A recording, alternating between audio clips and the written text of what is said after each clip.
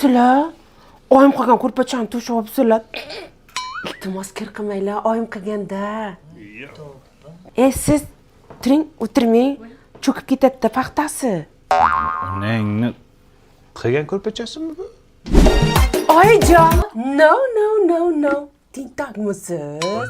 Bu fujerda meni oyim berganlar-ku. Mana piyolada ichavering, o'lib qolmaysiz. Va menga qara. Shu onang fujia jo'natibdi, farosatdan qo'shib jo'natmabdi-da. Aytaymi, olib kelsammi? Oyim aytuvdilar-da, nima kam bo'lsa ayt, olib kelib beraman degdi. Ya, sen unda qilmasding-ku uchrashuvda, nima unda bo'lyapsan, ha? Dada! Oyim qilgan banni xalat kiyib olibsiz, tentakmisiz? O'sirda bir narsa bo'lganmi? Yo kapanga odammisizlar? Nima qilsa oyim qilgan narsalar. O'zingni kelmadimi farosating? Xitoyga zakaz bergan ekan, yaqinda kelib qoladi, xavotir olmang. Kelin, nima qilay, yechaymi? Yo, endi sadqaysar. O'ldim. Sizlar toza tentak ekansizlar-ku. Nega oyim qilgan choynak pochta ishlatyapsizlar?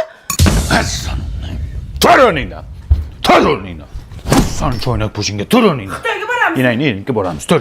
Aya dada sizlar ham turinglar. Yuringlar. Onamga boramiz. Onangni. Aya, dada, men Tavrabdan yangi uy oldim. Tayyor kadastr bor, tayyor remonti bor. Shunday kirib yashaymiz bo'ldi. Oyim qilgan ko'rpa to'shaklarni ham olib kelamizmi? G'unchaqa. Jim o'tir. Sop pulni qaydan olding?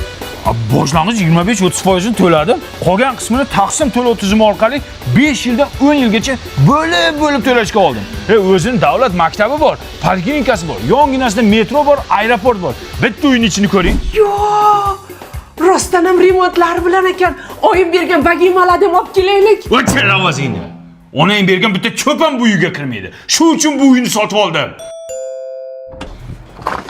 Pam, yangi uyga yangi gilam olib keldim.